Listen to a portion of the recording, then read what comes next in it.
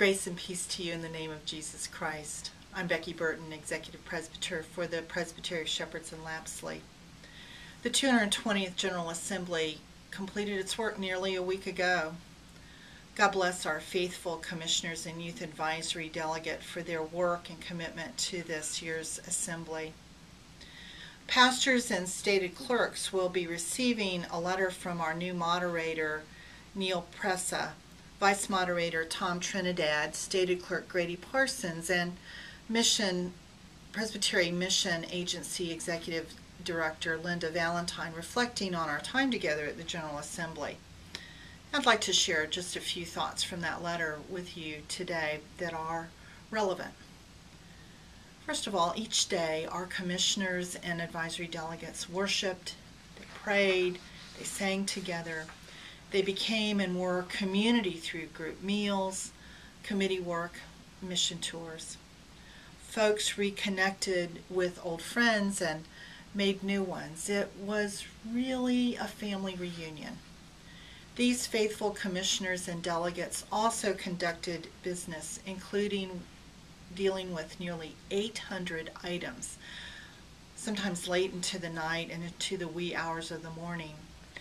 You can read about each item of business on PC Biz. The Assembly chose to deal with some of our hot button issues in particular ways this time. The Assembly chose not to change the current definition of marriage as stated in our Constitution. It did invite the entire church to engage in serious, deliberate conversation on this issue. The Assembly also chose not to divest from 3 companies who engage in, quote, non-peaceful pursuits in the West Bank, East Jerusalem, and Gaza, and to pursue positive and creative courses of action with respect to the current Palestinian-Israeli conflict. One of the wonderful things about this assembly is that they overwhelmingly supported a movement to create 1,001 worshiping communities. And I will tell you, it is an absolute joy to see communities of faithful disciples springing up across our country. Christ's Great Commission is truly our charge as the Church of Jesus Christ. Commissioners and advisory delegates debated issues with passion and yet with great respect and grace.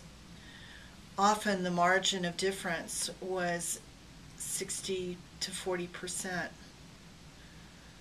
Despite our differences, I am deeply hopeful about the future of this church as I reflect on the conviction and commitment of our young advisory delegates who modeled community building and the joy of following Jesus Christ.